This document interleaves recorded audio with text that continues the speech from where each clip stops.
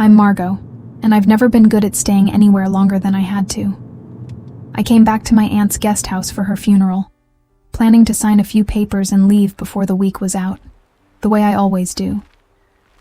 But in the attic, under a window that hadn't been opened in years, I found a locked trunk with 2 initials carved into the wood, J and A, and no idea yet what they meant, or how much they were about to ask of me. What was inside didn't just belong to my aunt's past. By the end of that week, it belonged to mine too. And so did a woman I never planned on falling for. I told myself I'd only stay for the week, long enough to sign whatever needed signing, see the house closed up properly, and drive back to whatever city I was calling home that year. I've never been good at staying anywhere longer than that. It's easier to leave a place before it gets the chance to ask something of you. The town smelled like salt and cut grass the morning of the funeral, and the guest house sat at the end of the road exactly as I remembered from childhood summers. Weathered shingles gone the color of driftwood, a porch that leaned slightly to one side as if it had spent decades listening to the sea. My Aunt Josephine had lived there alone for as long as I could recall. I used to wonder, as a girl, why she never married, why the house never held more than the sound of her own footsteps. Nobody in my family ever asked outright, and she never offered. We just let the question sit there, the way you let a closed door stay closed. There were maybe a dozen people at the service, a few elderly neighbors, the woman from the post office, a pastor who'd clearly memorized enough about Josephine's life to fill exactly the right number of minutes. I stood at the edge of it, in a black dress that didn't quite fit anymore. Sleeves pulled down over the ink on my arms, out of some old instinct about what a small town expects from mourners. Every mark on my skin was a place I'd left. I collected them the way other people collect photographs, proof I'd been somewhere, even after I was gone from it. That was when I noticed her. She came late, slipping in at the back with an armful of white flowers still damp from being cut that morning. Her hair was the pale gold of late summer wheat, pushed back from her face by the wind, and when she caught me watching her, she didn't look away first. I did. Her name was Sylvie. She ran the flower shop next door, she told me afterward, standing a little too close on the gravel path while everyone filed toward their cars. Josephine used to buy from her every Friday, always the same order, always paid in cash, always with a kind word for whoever was behind the counter. I hadn't known that. I hadn't known most things about the woman whose house I was now apparently responsible for. She talked about you, Sylvie said, and I remember thinking that couldn't be true, since I hadn't called Josephine more than 4 or 5 times in the last decade. But I didn't correct her. I told her I was only staying the week. She said that was a shame, in the easy way people say things they don't expect to be tested on. And then she was gone, back toward the shop with its window full of dahlias, and I was left standing outside a house that suddenly felt very large for one person to carry. Inside, it smelled like beeswax and old paper. Nothing had been moved in years, everything arranged as if Josephine had once set a room for a life she was expecting, and simply left it that way when the life didn't come. In the front parlor, under a dust sheet, I found an upright piano, the wood gone gray with neglect. I pressed one key. The note came out flat and a little sad, like it had been waiting a long time to be asked anything at all. I don't play, never learned. But I stood there longer than I meant to, wondering who in this house had once needed a piano badly enough to keep it, and never opened it again. It was in the attic that I found the trunk, pushed into the far corner beneath the window, a small brass lock tarnished nearly black. I tried the latch anyway, the way you try a door you already know is locked. It didn't give. There was no key on the ring the lawyer had handed me, no obvious hiding place nearby. Someone had wanted this shut. Carved into the wood just above the lock, so faint I had to trace it with my thumb to be sure, were 2 letters, worn nearly smooth by handling. J and A. I sat back on my heels in the dust and the gold light, and for the first time since I'd arrived in this town, I didn't think about how soon I could leave. I didn't sleep much that first night, thinking about the 2 letters carved into the wood. By morning, I was searching the house for a key. I checked the writing desk, the dresser in Josephine's room, a row of shoes lined against the wall like she'd meant to come back for them. Nothing. I was ready to drive into town for a locksmith when I passed the piano, and, without quite deciding to, lifted the lid of the bench. Sheet music, soft at the corners. Underneath it, wrapped in a ribbon gone the color of weak tea, a small brass key. It fit the trunk exactly. Everything inside was arranged with a care that made my chest tighten. A dozen diaries, bound in cloth and stacked by year. A bundle of unopened letters. A pressed flower, brittle as paper, kept the way you keep something you already know won't last. I opened the top diary. The handwriting was Josephine's, younger, looser. An early entry said the choir director had paired her with a new girl for the spring recital. Someone who played piano better than anyone Josephine had heard outside a church in the city. She'd written the girl's name only as an initial, the way you do when someone is about to become important enough that writing the whole name feels like too much to risk. A. I read until the light through the window went from gold to gray, and nothing had really happened yet. Just 2 girls practicing a duet, laughing over wrong notes, one walking the other home the long way so it would take longer. It read like nothing at all. It read like everything. I went to see Sylvie the next afternoon, telling myself it was only to return the dish her flowers had come wrapped in. The shop smelled like wet stems and cold soil.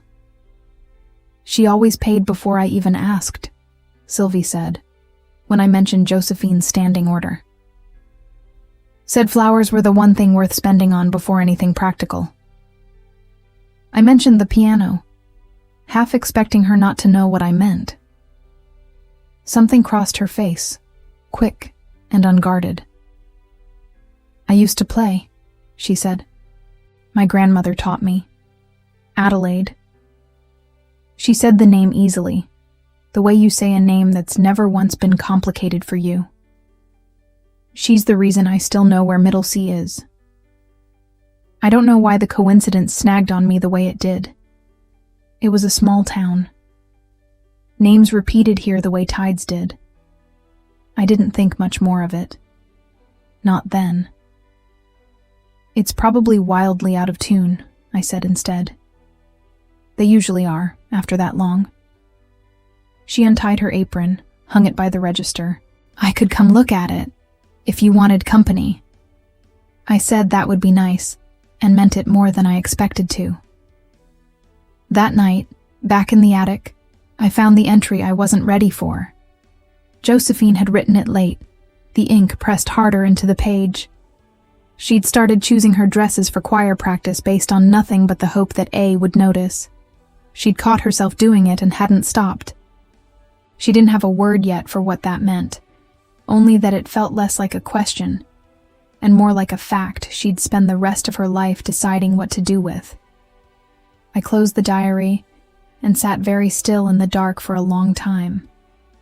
I woke before the light did, Josephine's confession still sitting heavy in my chest, and I was back at the trunk within the hour, diary open on my knees, coffee going cold beside me.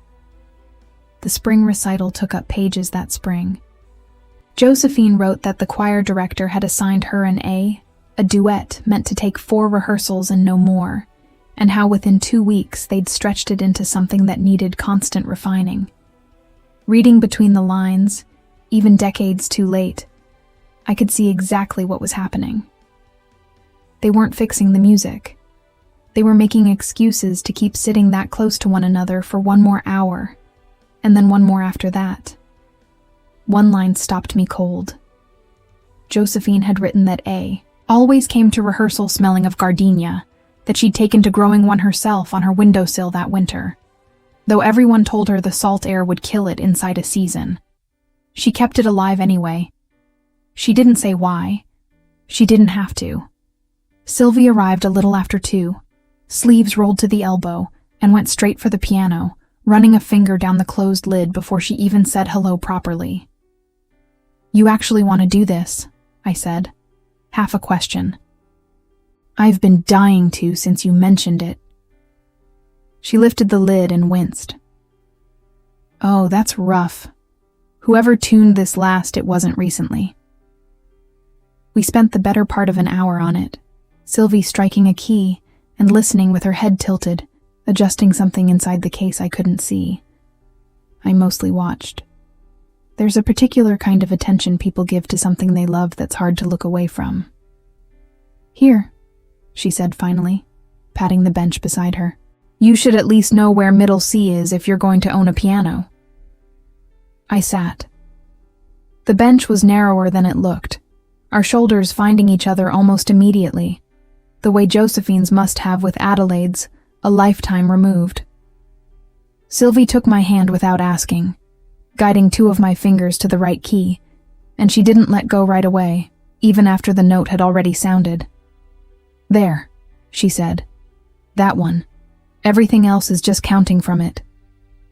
Her hand stayed a half-second longer than it needed to. Or maybe I only wanted it to feel that way.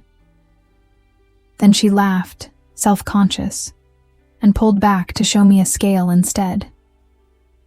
I made her stay for tea afterward. She talked about the shop, a wedding order she was dreading, her grandmother, who still called every Sunday to ask whether Sylvie was watering the gardenia in the back room correctly.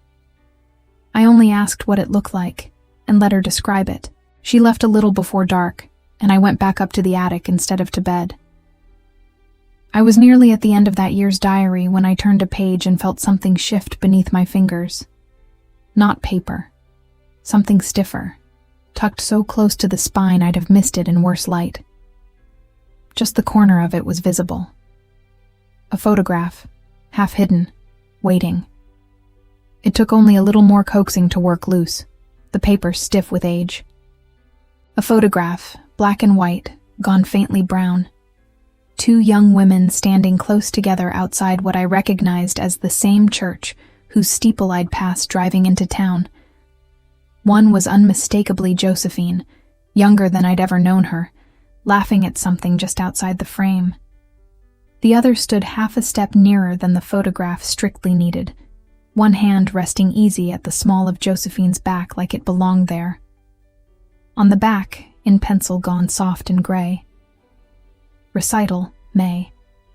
And beneath it, in different ink, smaller, A. The day everything started, though I didn't know it yet. By afternoon, I couldn't wait any longer. I found Sylvie kneeling in the back room of the shop, and I didn't say anything, just held the photograph out to her. She went still before she'd even really looked at it. "That's my grandmother," she said. Quiet. Certain.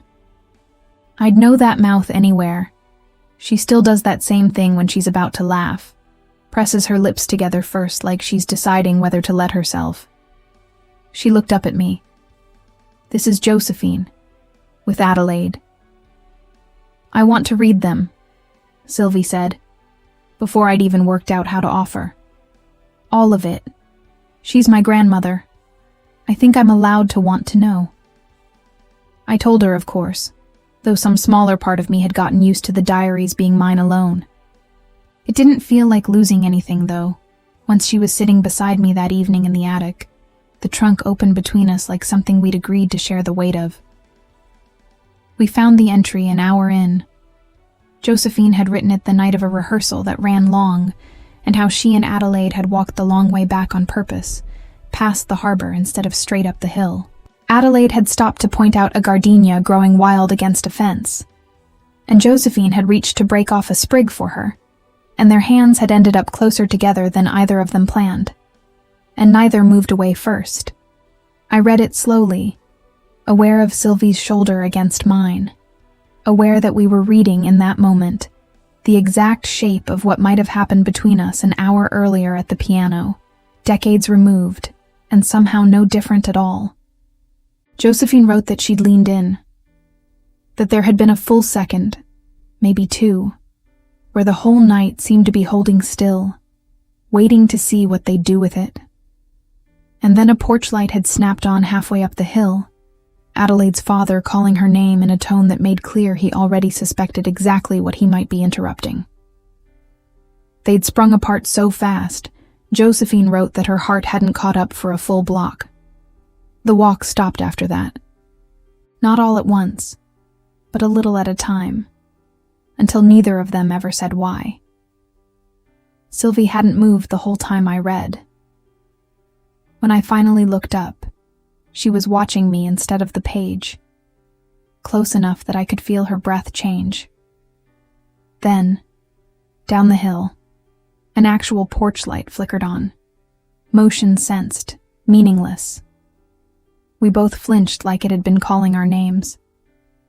Sylvie laughed first, unsteady, reaching for the next diary like she needed something to do with her hands. "Selfish request," she said, not quite looking at me. "Can we not stop here?" I told her we wouldn't. I didn't tell her that some part of me had already noticed we were, without quite deciding to, sitting exactly as close as two girls on a piano bench. By the second week, I'd stopped thinking of it as unusual. The two of us in the attic most afternoons, the trunk open between us like a mouth that kept offering up more than either of us expected. Sylvie let herself in through the side door without knocking now. We were 3 diaries deep, into a year where Josephine had learned to be careful. The entries changed shape after the porch light, shorter, written in a hand that pressed less hard into the page. Josephine never wrote the word for what it was. She wrote around it instead. It was in that diary we found the music. Not an entry. A page blank of words entirely. 5 short staves and a scatter of notes in Josephine's careful ink, breaking off 2/3 of the way through the line like she'd set the pen down mid-thought and never picked it back up. Sylvie carried the diary down to the piano without a word and started to play. It was slow and unfinished, a melody that kept reaching for somewhere it never arrived. The silence after the last note stretching longer than felt comfortable. "She never finished it," Sylvie said, one hand still resting on the keys. Maybe something happened before she got the chance. I reached past her to check for more, and her hand was still there when mine landed, our fingers overlapping a second longer than either of us needed. Neither of us moved to fix it. She stayed for dinner because I asked her to. It was easy, easier than most things had been for me in longer than I wanted to think about. "Thea wants to drive up to the city Saturday," she said, somewhere between courses, entirely without weight. "Look at venues again. His mother still isn't sold on the barn one." She rolled her eyes, fond and a little tired. I said something back. I don't remember what, only that I had to look down at my plate a moment after, to keep whatever had crossed my face from being something she could read. It shouldn't have landed the way it did. Across a table I'd started thinking of as hours without noticing I'd started. I said I had an early start the next morning, which wasn't true.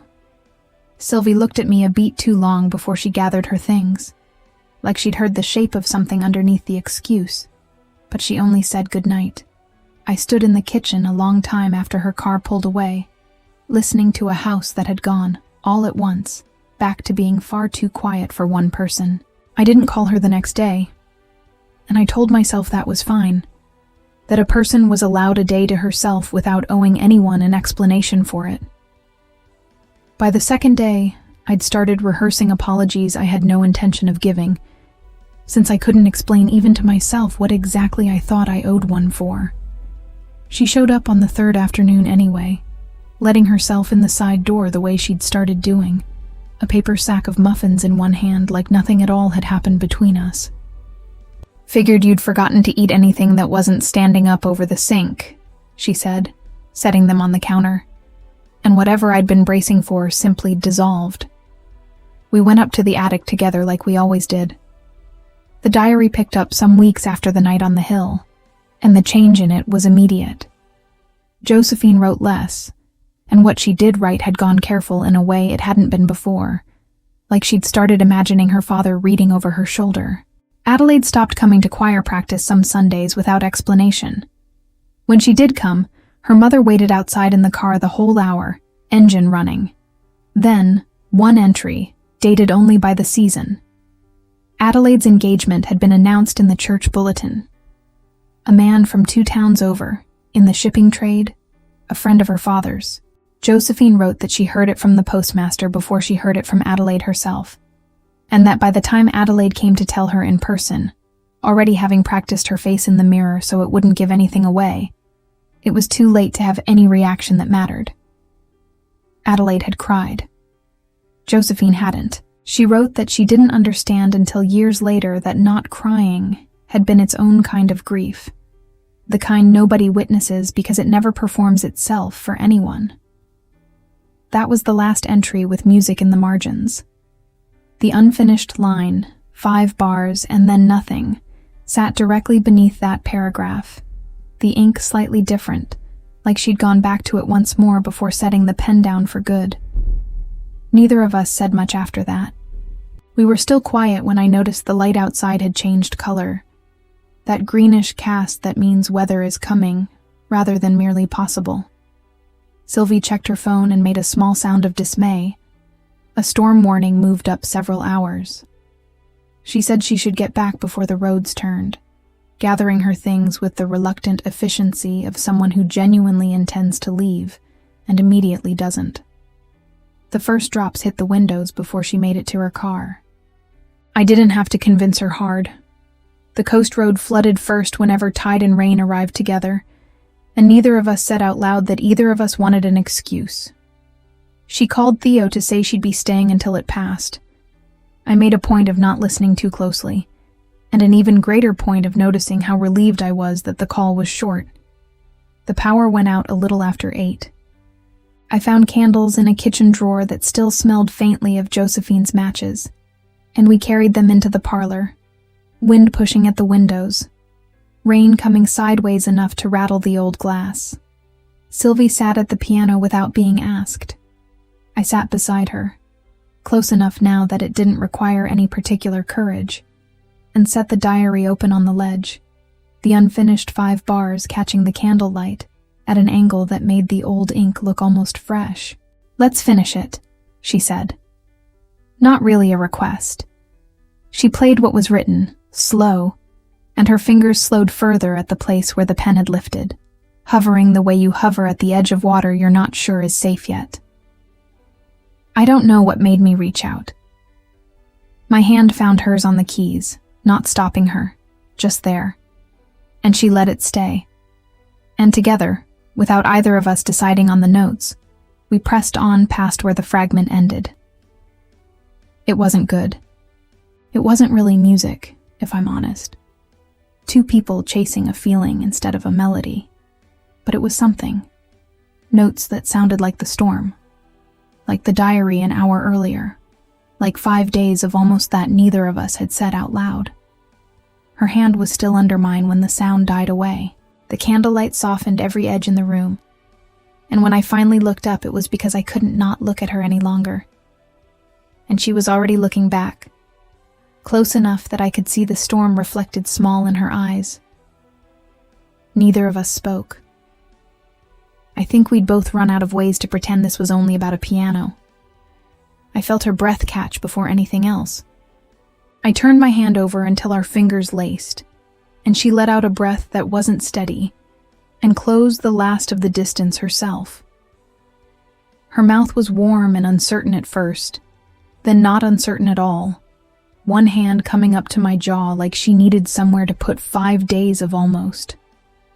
The storm went on without either of us hearing much of it. The candle on the piano's edge burned lower, and neither of us reached to save it.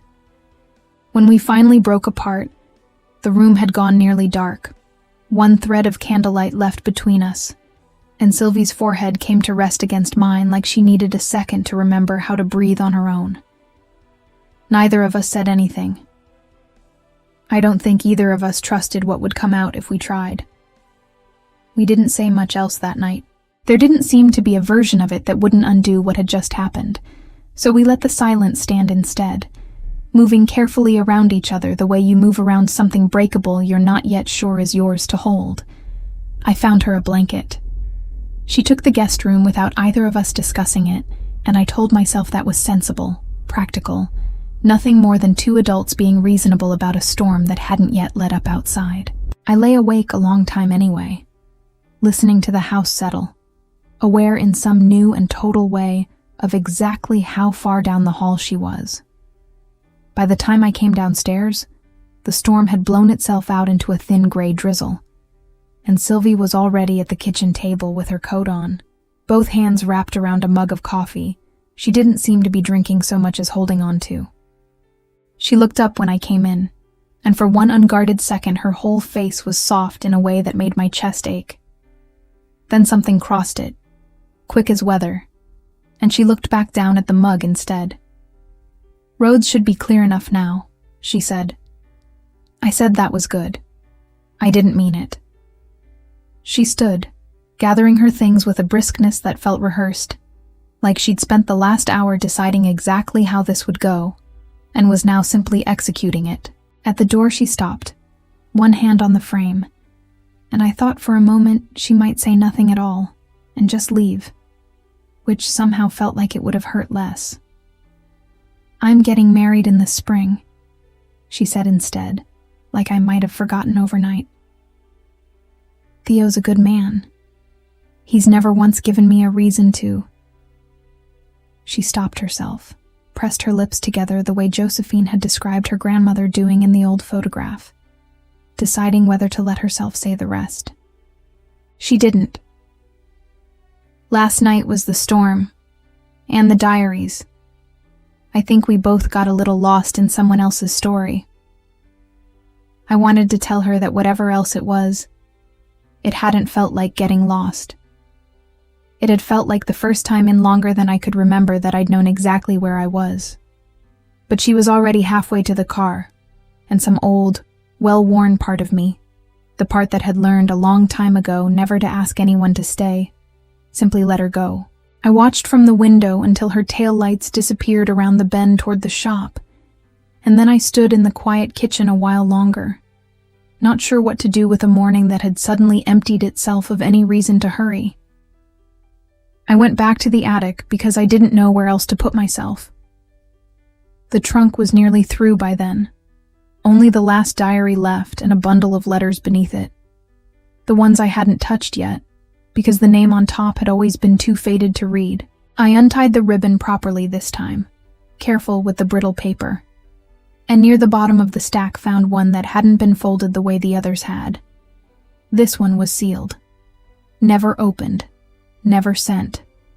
Just 2 words on the front, in a hand gone shakier than the young, looping script from the early diaries, the ink of a much older woman, for Adelaide.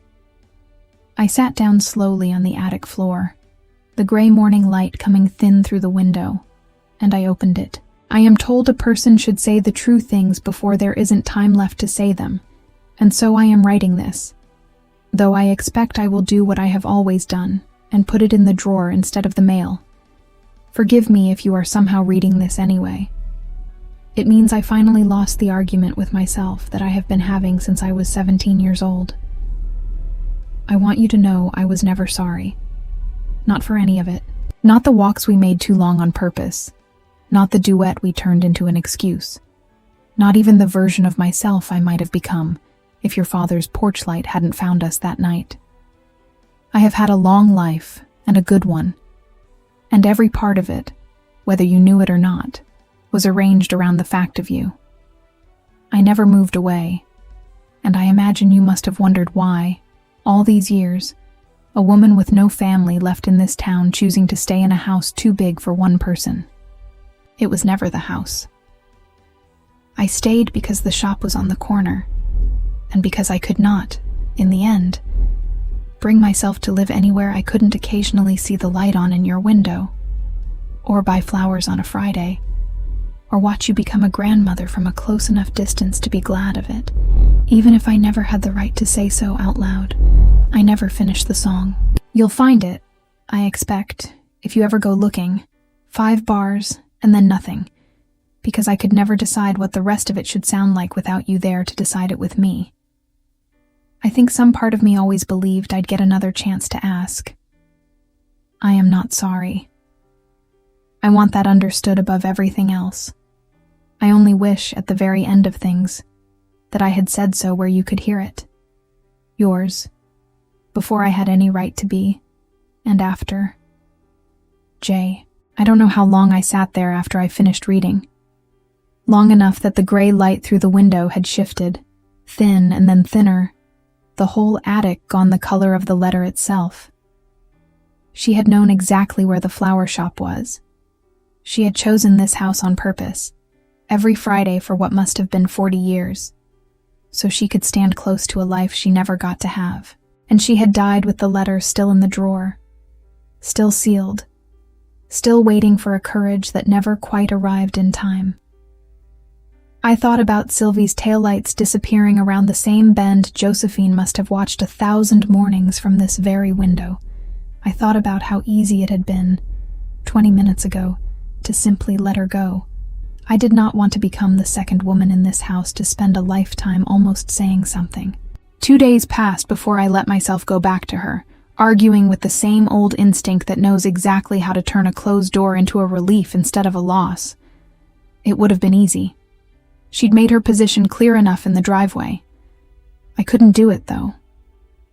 It was the letter itself. Every time I got to the line about the Friday flowers, I thought about an old woman a few streets over who had no idea any of this had happened. The shop was quiet when I got there. Sylvie looked up when the bell rang, something careful crossing her face. "I'm not here about that," I said. "I found something. I think it belongs to you more than it belongs to me." I held out the letter.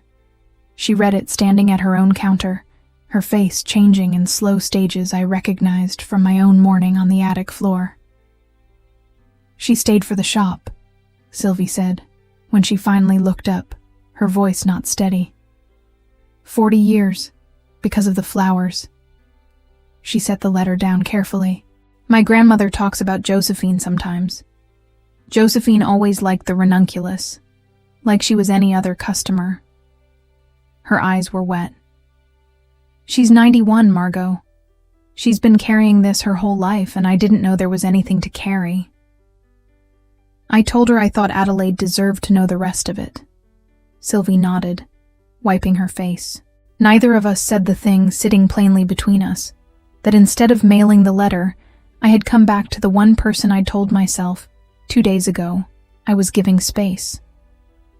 "We should go now," Sylvie said, "before I lose my nerve." I almost offered to let her go alone. I didn't offer it. I got in the car instead. Adelaide's house sat 3 streets back from the harbor, a bed of gardenias grown wild along the front walk. Sylvie's hand found mine halfway up the path, and I didn't let go, and neither did she, though I noticed she also didn't look at me while she did it. We didn't get as far as knocking. Adelaide opened the door before we'd reached the top step, like she'd been watching the road. She was smaller than I'd pictured her, white-haired, wearing a cardigan the pale gold color of old piano keys, and whatever she saw arranged itself on our 2 faces standing there together, hand in hand, letter visible in Sylvie's other hand, made her go very still. "You found it," she said. Not a question. Adelaide's front room was small and warm, crowded with the evidence of a life fully lived, framed photographs covering every surface, a whole wall of Sylvie at various ages, gap-toothed, and then gowned, and then standing proud in the doorway of her own shop on opening day. A man's reading glasses sat folded on a side table beside a chair that looked recently used, and I understood, without being told, that Adelaide had been a wife and a mother, and now a widow, that whatever had happened on a hillside 60 years ago hadn't stopped her life so much as run alongside it the whole way, unseen. She sat us down before she would take the letter properly into her hands, insisting on tea first with a briskness I recognized, the same instinct I'd inherited myself, needing something ordinary to hold on to before the extraordinary thing could be allowed into the room. Her hands shook only a little, setting out 3 cups that didn't quite match. Then she sat across from us, held out her hand for the letter, and read it in a silence that stretched long enough that Sylvie reached over at some point and took my hand again, like she needed somewhere to put the weighting. When Adelaide finally looked up, her eyes were wet, but her voice, when it came, was steadier than I expected. "I always wondered if she kept anything," she said. "I used to think about it more than I probably should have at my age. Whether there was a box somewhere with my name on it, or whether I'd imagined the whole thing into something bigger than it ever really was." She folded the letter along its old crease, careful as a woman folding something alive. I suppose that answers that. She didn't cry, not right away. She held herself with a composure that I understood. Watching her wasn't the absence of feeling, but the opposite. A woman who'd spent 6 decades learning exactly how much of this she could allow herself at once, without coming apart entirely. "You should know I never forgot her," Adelaide said. "I want that said plainly, because I think it's the part people assume, when a woman marries and raises children and grows old in the same small town, that she must have simply moved past whatever came before. I didn't move past it. I built a whole life directly on top of it, the way you'd build a house over a well you didn't dare fill in. It was always there. I could always hear it if the house got quiet enough." She told us about the marriage gently, without any bitterness toward the man in the photographs. A decent man, she said, who deserved better than a wife who loved him honestly but never entirely, who spent 40 years being careful never to let him see the shape of what she was being careful about. Her father had arranged the match within a season of that night on the hill, before she'd even finished being afraid. And by the time she might have found the courage to refuse it, refusing had stopped feeling like a door still open to her. "Shame does something strange to a memory," she said. "It doesn't erase it. It just teaches you to carry it somewhere private, somewhere you visit alone, so everyone around you can go on believing you're only ever thinking about ordinary things." Her gaze moved to Sylvie, softened. "I taught you piano because it was the only room I had left where I still felt like myself at 17. I never told you why certain pieces you could always coax out of me from memory, and others I could never play without the sheet in front of me. There was music I associated with her, and I couldn't bear to write it down, in case anyone ever asked me what it was." Sylvie made a small broken sound at that, and Adelaide reached over without hesitation, the way you'd comfort a child, though it was Sylvie doing the comforting a moment later, both of them holding on across the space between their chairs. "There's an unfinished piece," I said, quiet, because it felt important that she know. "In the last diary. 5 bars and then nothing. We found it at the piano." Something moved through Adelaide's face at that, quick and total, and for the first time her composure genuinely slipped. "She kept writing it," she said, more to herself than to us. "All those years. I always assumed she'd have stopped somewhere near the beginning, the way you'd expect a person to." She pressed the letter to her chest, both hands over it, and closed her eyes. 40 years of Friday flowers, and I never once let myself ask why she still came in person, when she could easily have sent someone else. I told myself it was habit. Some part of me always knew better and simply couldn't afford to. We sat a while in the kind of silence that doesn't need filling.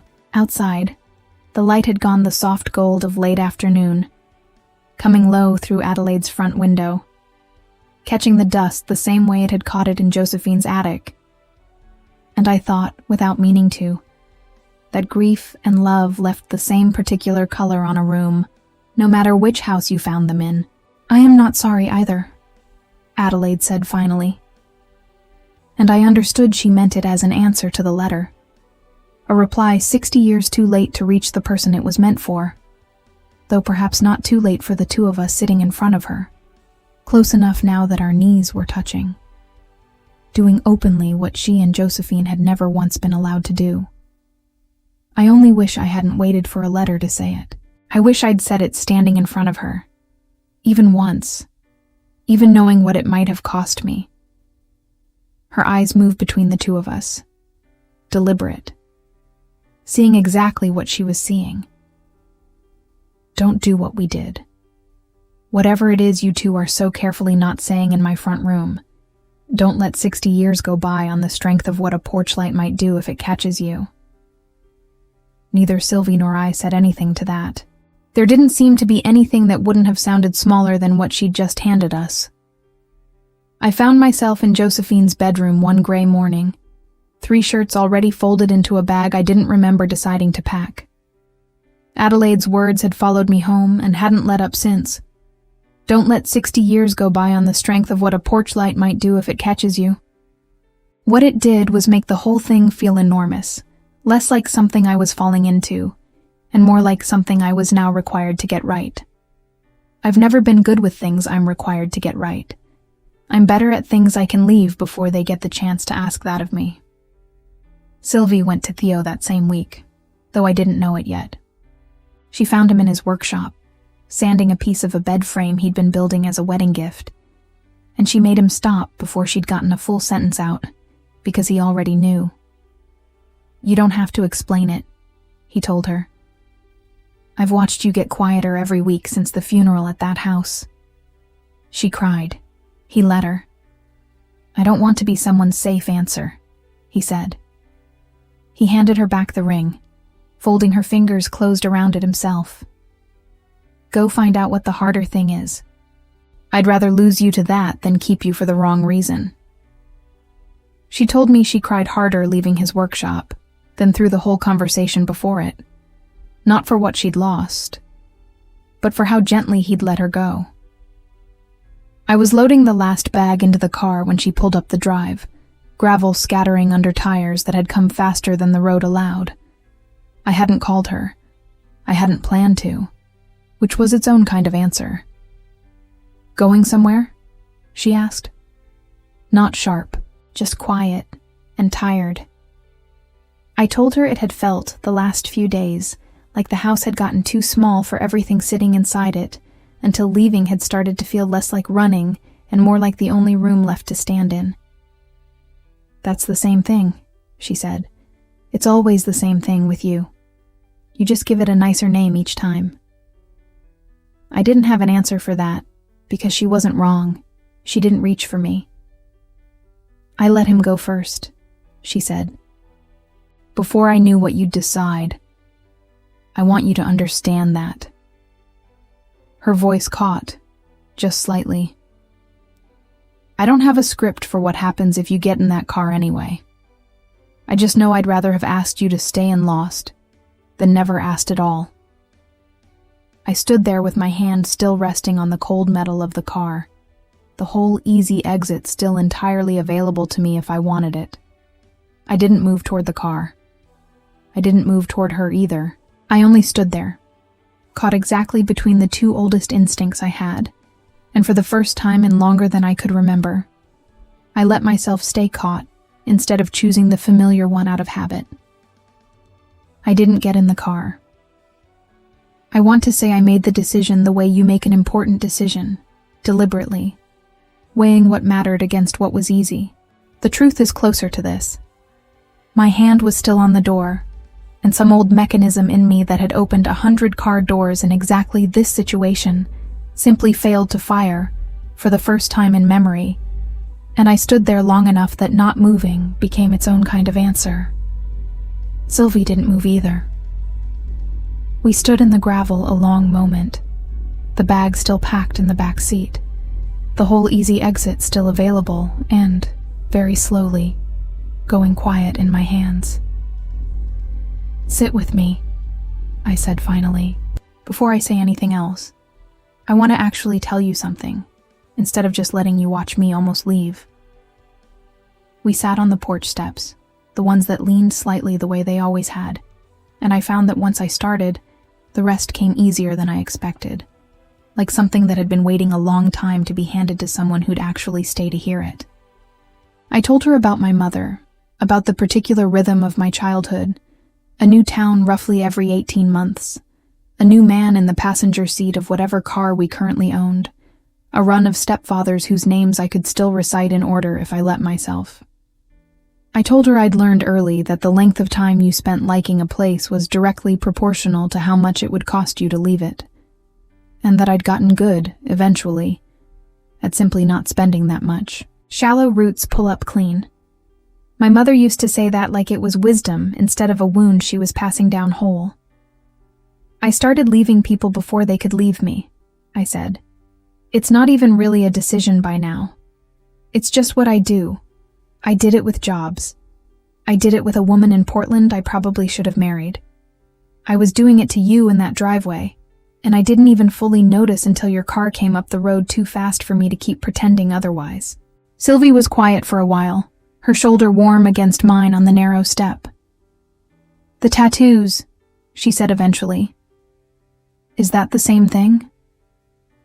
I hadn't expected her to land there, and it took me a second to answer honestly. I used to think of them as the opposite.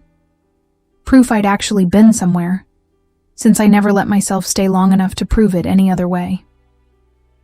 I looked down at my own arm. The ink I'd been pulling sleeves over since the funeral without noticing I still did that. I think you might be right, though. Maybe it's the same fear wearing a nicer coat. Something permanent, since I never let anything else be.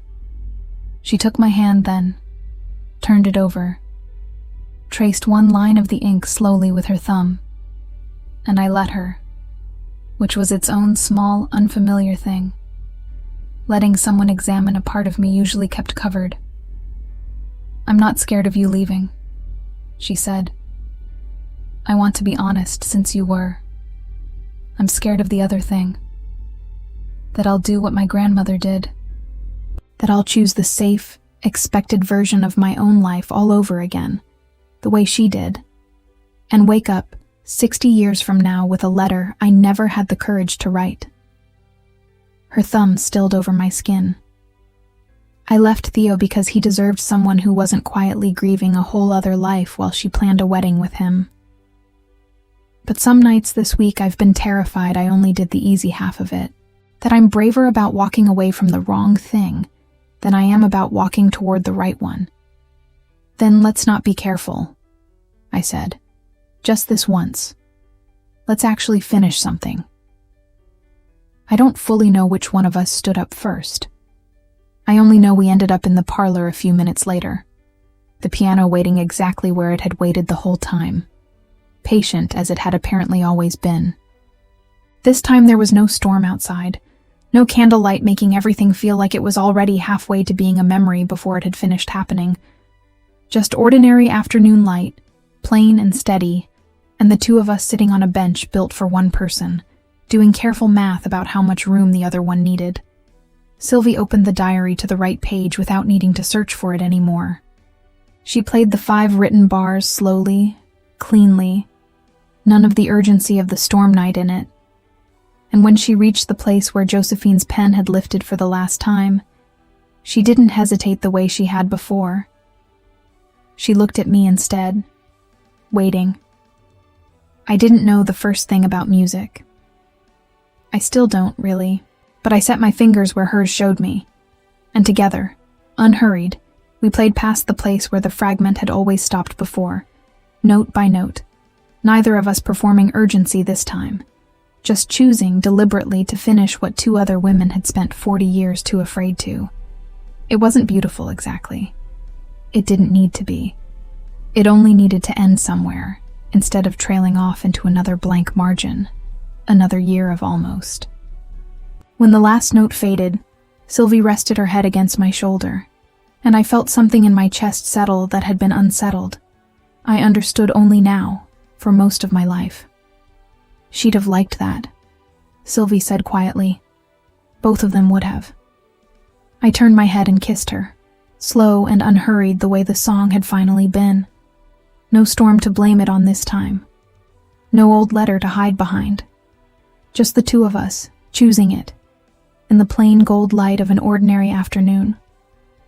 When we finally pulled back, she was smiling in a way I hadn't seen from her yet. Something unguarded and a little disbelieving, like she'd surprised herself. "I still have to tell my grandmother where I was all afternoon," she said. "Tell her we finished the song." Something crossed her face at that, soft and struck all at once, like she already knew exactly how that sentence would land in Adelaide's front room. And for the first time since I'd arrived in this town, I found I wasn't in any hurry at all to find out what came next. We didn't go back inside until the light had turned from gold to orange to something closer to dusk, and even then it was only to make dinner from whatever the refrigerator had left in it, moving around each other with an ease that still felt new enough to notice. It was Sylvie who found me later, out on the porch looking at the dark water, her hands coming to rest at my waist before I'd even heard her cross the room. "I don't want to go slow tonight," she said, quiet against my ear. "I think we've both been slow long enough. All of them, too." I turned to face her, and there wasn't anything careful left in either of our expressions. I could feel her heartbeat where our chests met, quick and unhidden, and when I reached up to touch her face, her breath caught in a way that had nothing left of doubt in it. I led her upstairs by the hand, past Josephine's closed door, up to the room that had become mine these past weeks, and neither of us hurried the way people do when hurrying is the point.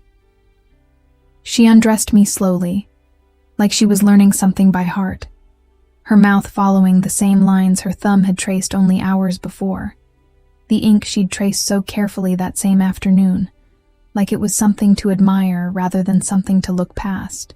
I felt seen in a way I hadn't let myself be seen in longer than I could easily count. Every place I'd once collected as proof of somewhere I'd already left, now simply a place her hands wanted to stay. I gave her the same attention back, unhurried, memorizing the catch of her breath and the weight of her against me, her hand finding mine and holding on even when there was nowhere left for either of us to go. Whatever words either of us might have used were unnecessary by then. Everything that mattered was already being said in the dark, in the long, unbroken hours the storm hadn't given us, and the porch light hadn't gotten the chance to interrupt.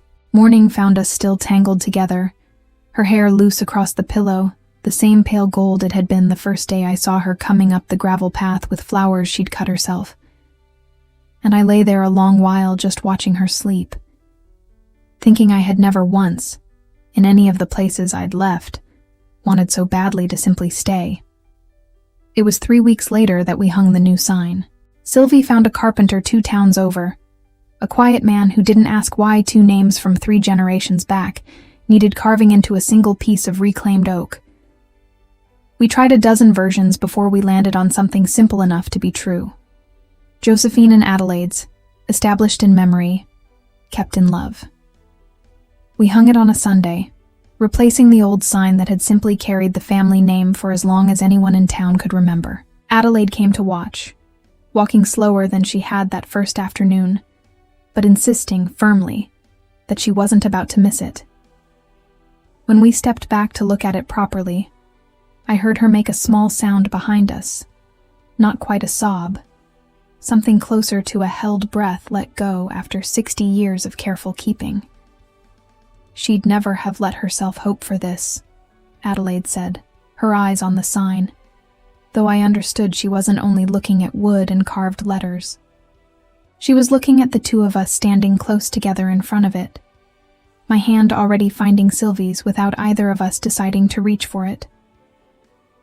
2 women, standing exactly where we used to stand, not having to look over their shoulders first.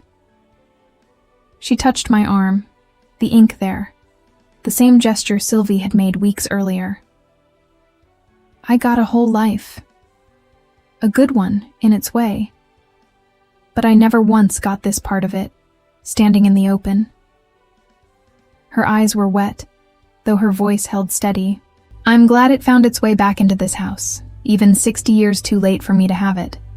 Watching it happen to somebody else, in the exact spot you once wanted it for yourself. I think that's still a kind of getting it at my age. Neither of us trusted ourselves to answer that properly. We only stood with her under the new sign until the evening chill sent her back inside for tea. It was 2 years after that when we married. A small ceremony on the lawn between the guest house and the flower shop. More of Sylvie's own dahlias than any planner would have called sensible. Theo came, seated near the back beside a woman he introduced shyly as someone new, and when he hugged Sylvie afterward, it was without a trace of anything except plain happiness for her. Adelaide sat in the front row in the wheelchair she'd finally agreed to use, a corsage of white ranunculus pinned to her cardigan, and cried openly through the whole thing, which she told me afterward she'd earned the right to at 93 and didn't intend to apologize for. The guest house filled again the following spring, not with mourners this time, but with guests. Drawn by word of mouth and the small devoted following, Sylvie had started online almost as a joke, the newly tuned piano visible in the corner of half her photographs. The nursery went into the room that had been Josephine's, sun-warmed and quiet. And Sylvie liked to say the months of clinic visits before it finally worked were their own kind of duet. The two of us learning a new song neither of us had the sheet music for yet. Our daughter arrived that fall, loud and entirely herself from her first breath. And Adelaide, 95 by then, insisted on holding her before anyone else in town got the chance. She was 96 the last time I heard her ask for the song. We'd brought her for Sunday dinner, our daughter not yet 2 and already banging happily at the piano keys whenever we let her near them, and Adelaide asked, quiet from her chair by the window, whether Sylvie would play it once more. The real version, the finished one. Sylvie sat down and played it slowly, all the way through. No hesitation left anywhere in it after all this time. And Adelaide closed her eyes and listened with both hands folded in her lap, the late light catching her white hair the same gold it had once caught 2 girls walking the long way home on purpose. When the last note faded, she didn't open her eyes right away. "There," she said softly, to no one in particular, or perhaps to someone only she could still hear. That's how it always should have ended.